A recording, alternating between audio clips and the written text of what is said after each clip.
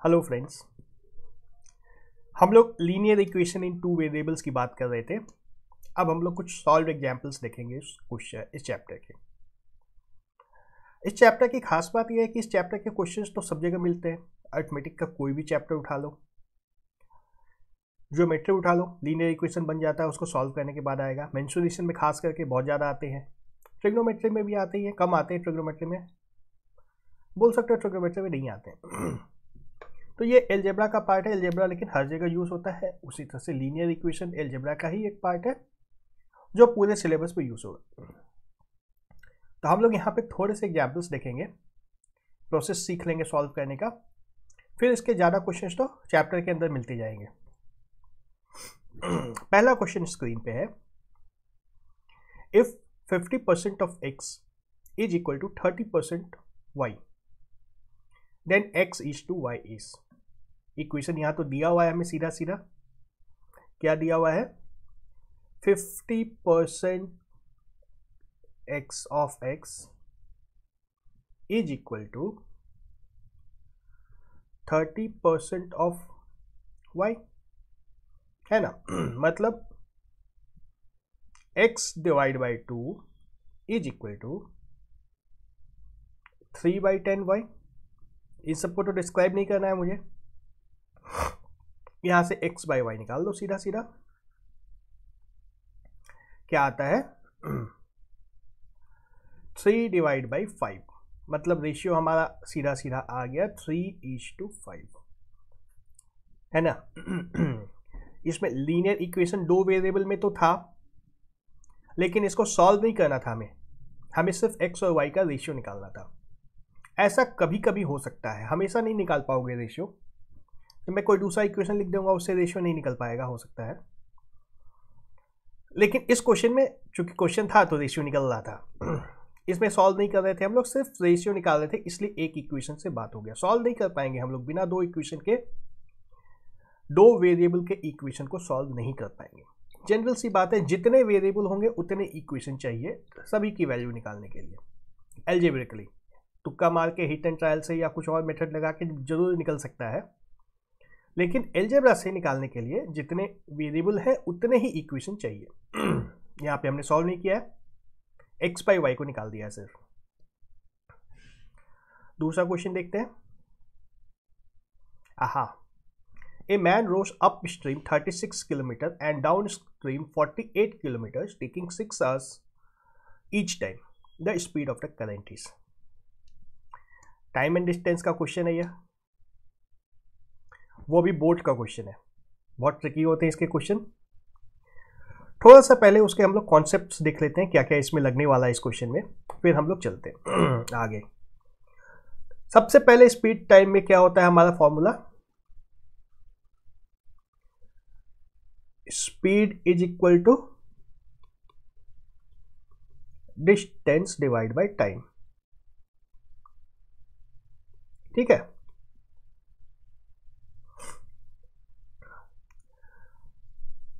ये तो फॉर्मूला हर जगह लगता है। इस क्वेश्चन में हमें एक और खास चीज का ध्यान रखना है। हमें बोट की बात दी गई है जो कि एक स्ट्रीम में बह रही है, एक नदी में बह रही है। मान लो ये एक नदी है, नहीं दिख रहा है,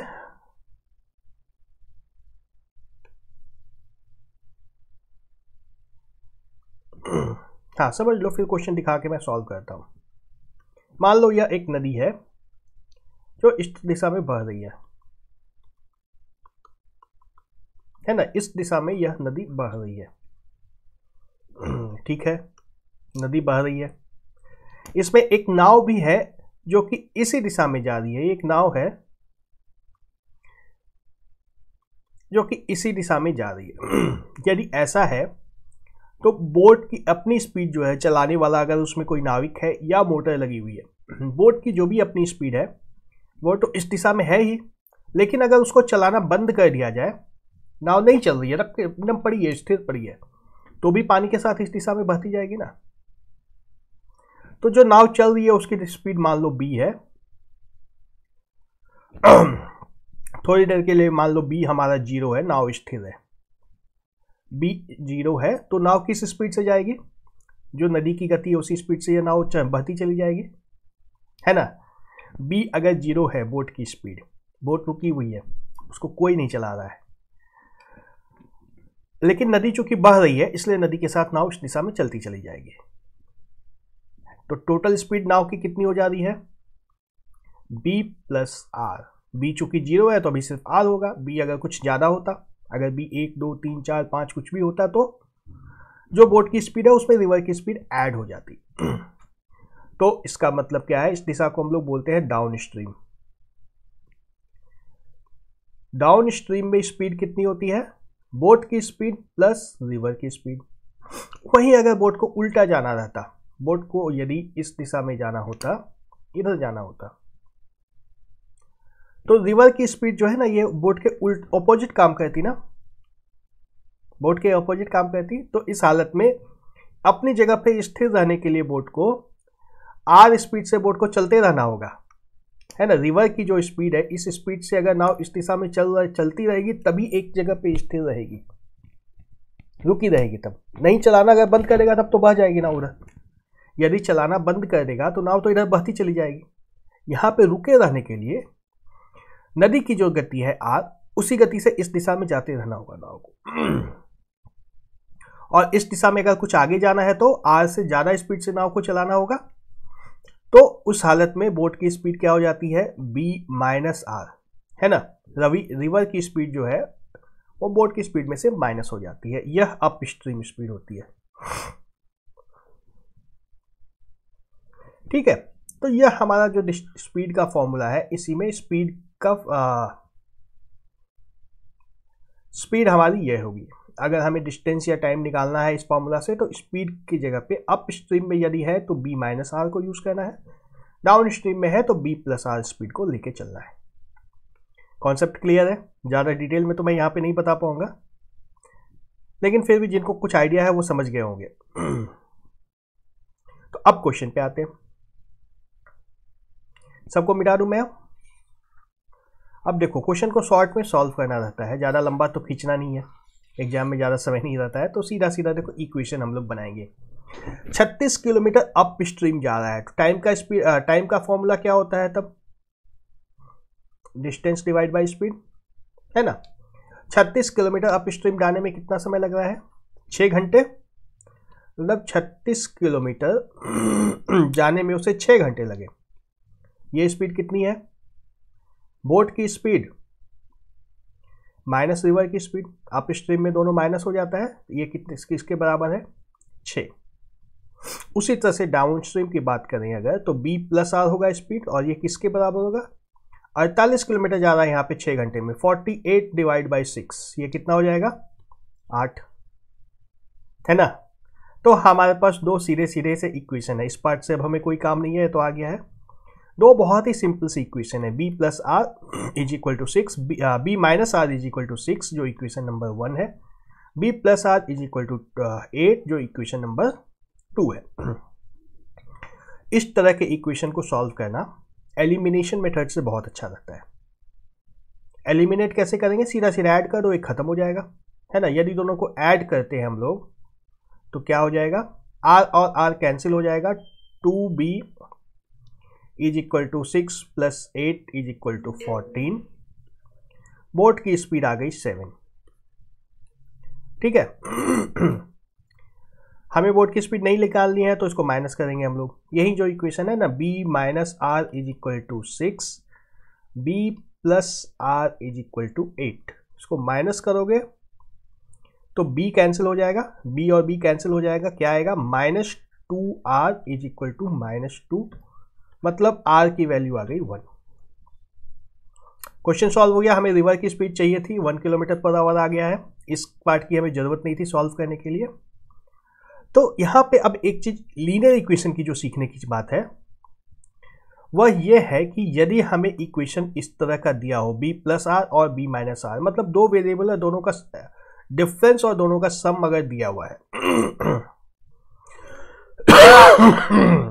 तो सीधा फॉर्मूला लगा दो। देखो यहाँ पे क्या है, अगर b निकालना है, पहला वेरिएबल जो दोनों में प्लस में है ना, b की जगह कुछ भी हो सकता है, x हो सकता है, a हो सकता है, जेड हो सकता है, अल्फा बीटा गामा, कुछ भी हो सकता है। यहाँ पे जो वेरिएबल प्लस में है उसको निकालने के लिए क्या करना होता है, हमें दोनों को ऐड करना है और ये भी ऐड हो जाएगा राइट साइड वाला, है ना। तो उस हालत में सम डिवाइड बाय 2 कर रहे हैं हम लोग। ये जो सम आया है इसको 2 से डिवाइड किए, तो सम डिवाइड बाय 2, और डिफरेंस अगर ले लेंगे, डिफरेंस डिवाइड बाय 2 अगर करते हैं तो हमारा दूसरा वेरिएबल आता है आर। ठीक है।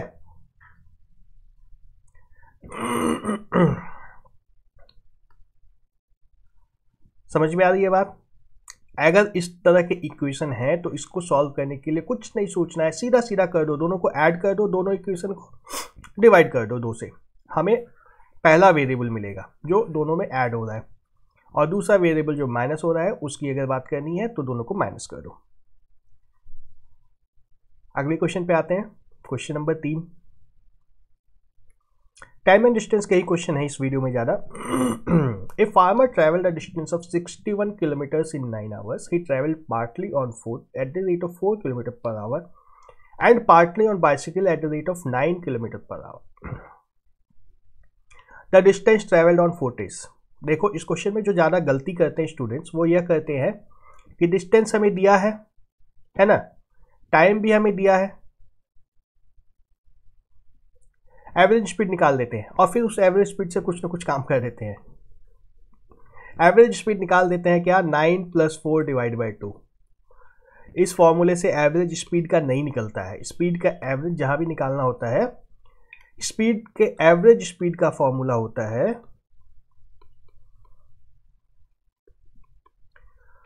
टोटल डिस्टेंस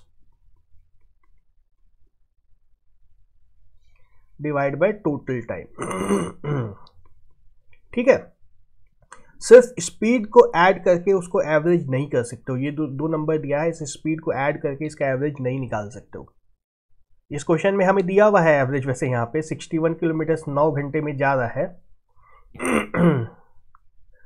खैर इसमें एवरेज स्पीड निकालने की जरूरत नहीं है, यहाँ पे वो आ रहा था कॉन्सेप्ट, इसलिए मैंने बता दिया। क्वेश्चन को सॉल्व करने के लिए हमें क्या करना है, अभी देखो। देखो पहले तो क्वेश्चन को समझो। वो 61 किलोमीटर वो आदमी जो है वो जाता है ना, ये घर से चलता है, यहां तक की दूरी उसके 61 किलोमीटर है। ठीक है। इसमें से कुछ पार्ट वो बाइसिकल पे जाता है और कुछ पार्ट पैदल जाता है। पहला पार्ट मान लो ये बाइसिकल का पार्ट है और दूसरा पार्ट अच्छा ठीक है, और दूसरा पार्ट वॉक है। ठीक है। हमें बाइसिकल के बारे में क्या दिया है, बाइसिकल की स्पीड है 9 किलोमीटर प्रति घंटे और वॉक की स्पीड है 4 किलोमीटर पर आवर। दोनों की स्पीड दी हुई है। मान लो बाइसिकल पे वो x घंटे जाता है, दो वेरिएबल जो हमें चाहिए अब आ रहे हैं, और वॉक करके वो y घंटे जाता है। ये हमारे दो वेरिएबल होंगे। एकदम लॉजिकली सेट हो रहा है। 61 किलोमीटर को मैं एक बार यहां से हम मिटा देता हूं, इसकी अभी यहां पे जरूरत नहीं है हमें।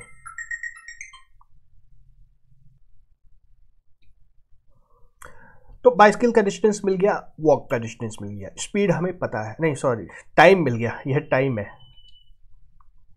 स्पीड हमें पता है, तो डिस्टेंस अब निकालना है इसी फॉर्मूला से। डिस्टेंस बाइसिकल पे कितना होगा 9x, वॉक का डिस्टेंस कितना होगा 4y, है ना। अब इन दोनों को जब ऐड करेंगे तो हमें 61x मिलेगा। 9x + 4y = 61 किलोमीटर, जो हमें क्वेश्चन में दिया हुआ है। और हमें क्या दिया हुआ है, x + y जो टोटल टाइम लग रहा है उसके ऊपर x + y मिलके 9 आवर्स होते हैं। ठीक है। एलिमिनेशन मेथड से हम लोग सॉल्व करना देख चुके हैं पिछले वीडियो में या पिछले क्वेश्चन में। यहाँ पे सब्सटीट्यूट करके देखते हैं। एक्स वाई की वैल्यू जो मान लो निकाल ली, क्या आएगी 9 - x, है ना। तो यहाँ पे y की वैल्यू डाल दो, 9x + 4 × 9 - x = 61। अब इसको सॉल्व कर लेना है।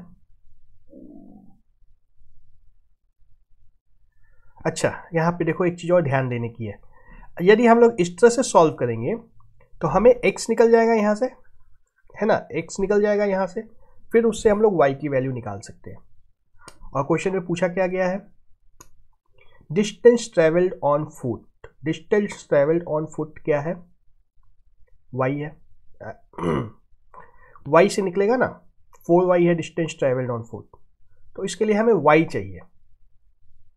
बात समझ में आ रही है, हमें y चाहिए। और यहां अगर y इक्वल टू निकालते हैं तो हमारा x निकल जा रहा है। इसकी जगह पे अगर हम लोग ऐसा करते हैं कि यहाँ पे x is equal to 9 minus y निकाल देते हैं, और फिर इस x की वैल्यू को यहाँ पे रखेंगे तो क्या आएगा, 9 minus y plus 4y is equal to 61। यहां से हमें सीधा सीधा y मिल जाएगा अब, है ना। इस इक्वेशन में y आ रहा है, x नहीं आ रहा है, हमें x की जरूरत भी नहीं है, हमें y की जरूरत है, 4y निकालना है हमें। तो ये इंटेलिजेंट चॉइस करने से काम थोड़ा सा जल्दी होता है।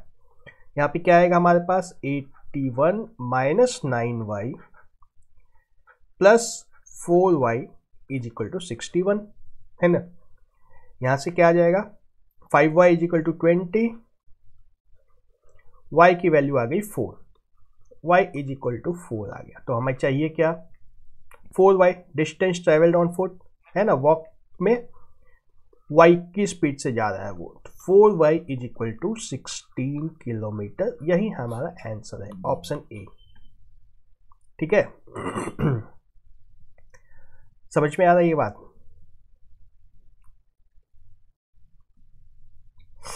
नेक्स्ट क्वेश्चन देखें, ये भी एवरेज स्पीड का ही क्वेश्चन है। A man walks from his house at an average speed of 5 km per hour and reaches office 6 minutes late. If he walks at an average speed of 6 km per hour, he reaches 2 minutes early. The distance of his office from his house is. बड़ा interesting question है ये, इसमें बहुत confuse होते हैं students. देखो, इस question को पहले समझने की जरूरत है। ये आदमी का घर है, होम में H लिख देता हूं मैं, होम, यह ऑफिस है।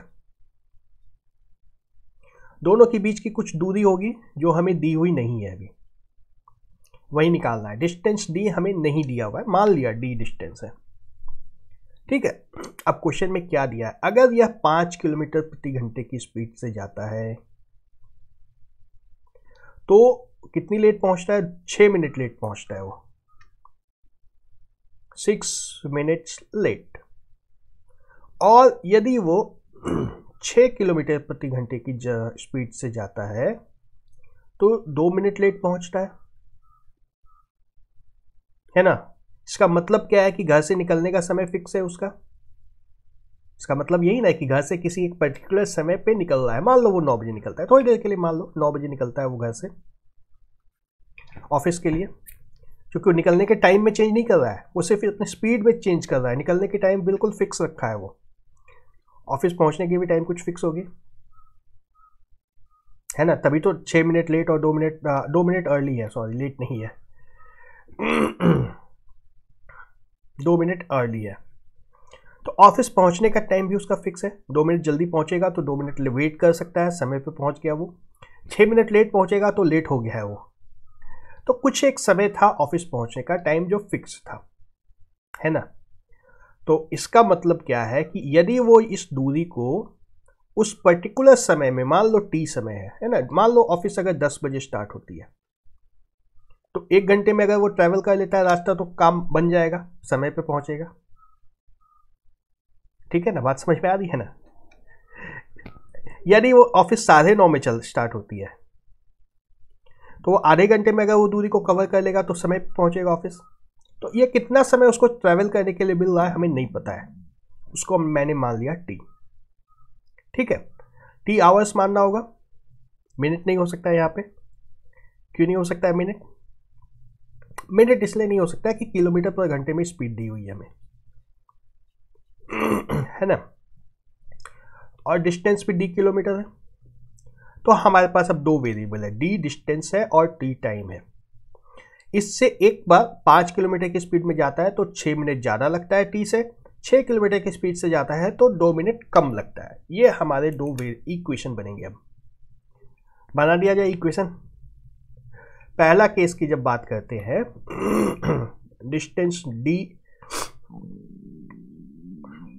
Distance divide by speed. Speed हमारा पहले केस में 5 है, इज इक्वल टू कितना होगा, टी आवर्स, और 6 मिनट उससे ज़्यादा लग रहा है, 6 मिनट लेट मतलब 6 मिनट ज़्यादा लग रहा है, प्लस 6 मिनट,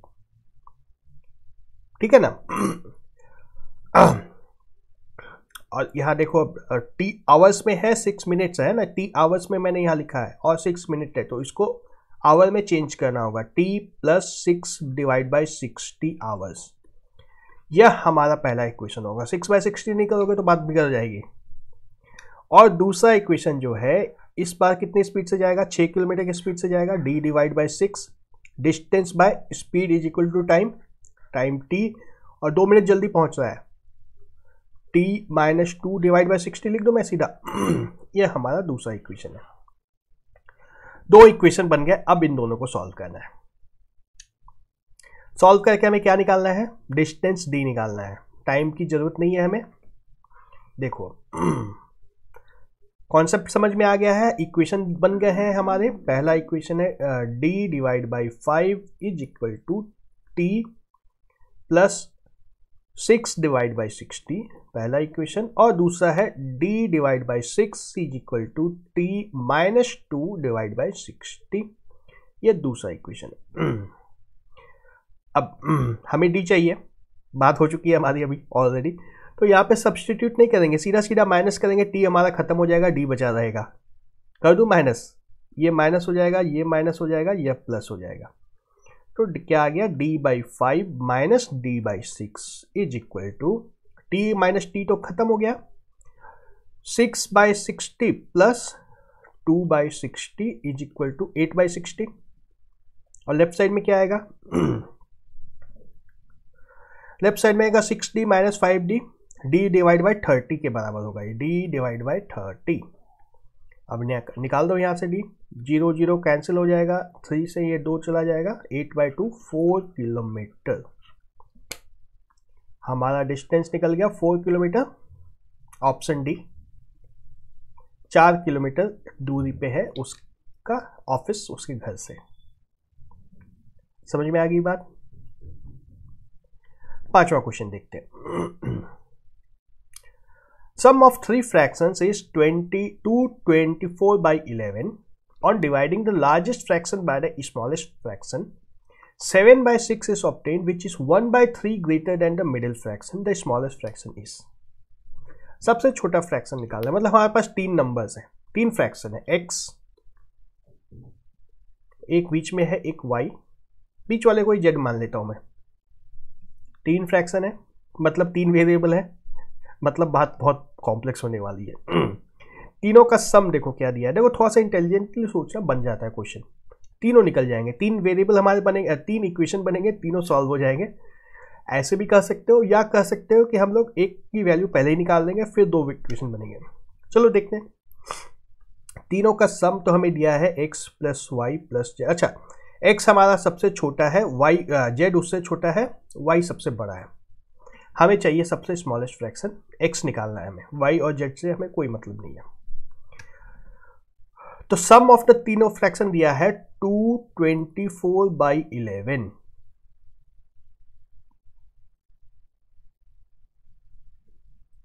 अच्छा, इस क्वेश्चन में लगता है टाइपिंग मिस्टेक है। हाँ, यह टाइपिंग मिस्टेक है। यहाँ पे ये 211/24 है। ये जो सम आएगा ये हमारा 211/24 आएगा, जो कि 24/11 तो होता नहीं है ना, नंबर जब इस तरह से लिखा है तो 24/11 कैसे होगा, 11/24 होगा। तो ये क्या आता है, 59/24। एक इक्वेशन हमारा बन गया।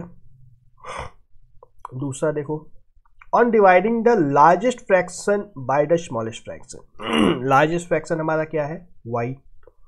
y को जब स्मॉलेस्ट से डिवाइड करते हैं, स्मॉलेस्ट हमारा x है, x से डिवाइड करते हैं तो क्या आता है, 7/6 इज ऑब्टेन्ड। यह हमारा दूसरा इक्वेशन है। ठीक है। देखो अब यहाँ पे बहुत लैंग्वेज में समझने की बात है। CGL Tier 2 में आया हुआ क्वेश्चन है, अपने मन से मैंने इमेजिन नहीं किया है question. By dividing the largest fraction by the smallest fraction, 7/6 is obtained, which is 1/3 greater than the middle fraction. दोनों के बीच पे जो नंबर है उससे 1/3 बड़ा है. क्या उससे 1/3 बड़ा है? ये नंबर 7/6, मतलब बीच वाला नंबर जो z है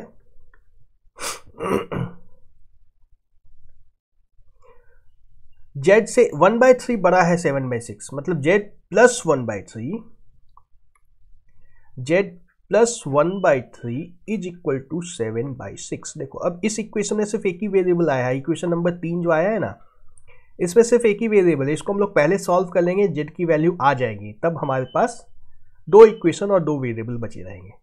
ठीक है, तो यहां से इक्वेशन नंबर हटा देता हूं मैं. इस z की वैल्यू निकाल देते हैं सीधे सीधे.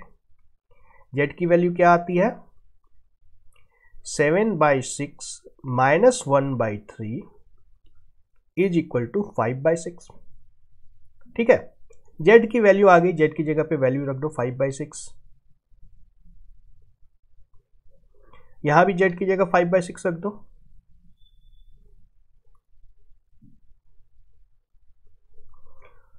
ठीक है, इस इक्वेशन की अब हमें जरूरत नहीं है, ये काम हो गया इसका. अब हमारा जो पहला इक्वेशन है इसमें 5/6 इधर आ गया, तो इससे x प्लस वाई निकाल सकते हैं. x plus y is equal to 59/24 minus 5/6. ये कितना होगा? 354 माइनस 120 डिवाइड बाय 24 इंटू 6. ये किसके बराबर हो जाएगा? 234 डिवाइड बाय 24 इंटू 6. ठीक है, x प्लस वाई की वैल्यू हमें कुछ मिल गई है. अब दूसरे इक्वेशन को यूज करके हमें वैल्यू निकाल लेनी है. दूसरा इक्वेशन क्या है हमारे पास? y by x is equal to 7/6, और हमें चाहिए क्या? हमें x निकालना है, स्मॉलेस्ट फ्रैक्शन निकालना है. देखो ध्यान रखना, हमें स्मॉलेस्ट फ्रैक्शन निकालना है, मतलब x निकालना है. हमें x निकालना है, इस बात को भूलना नहीं है. x निकालना है तो यहां से y को अब हम लोग एलिमिनेट कर देंगे. y की वैल्यू क्या निकल जाती है?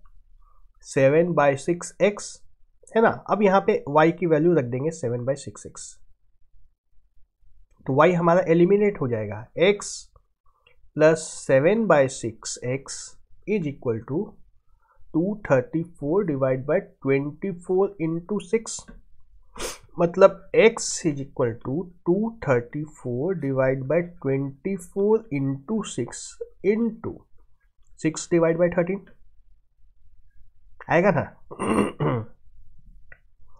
6 और 6 कैंसिल होगा, क्या आ जाएगा? ये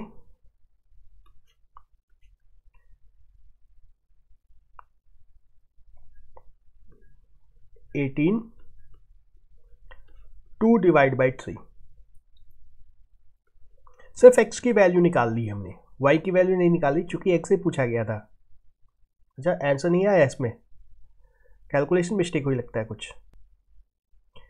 क्या कैलकुलेशन मिस्टेक हुआ है? 18/24. इस तरह की मिस्टेक्स तुम लोग मत करना एग्जाम में. ये 3/4 होगा ना, तो यही हमारा आंसर है 3/4, ऑप्शन बी. ठीक है, ऑप्शन बी 3/4. इस वीडियो में इतना ही, बाकी क्वेश्चंस हम लोग अगले वीडियो में देखते हैं.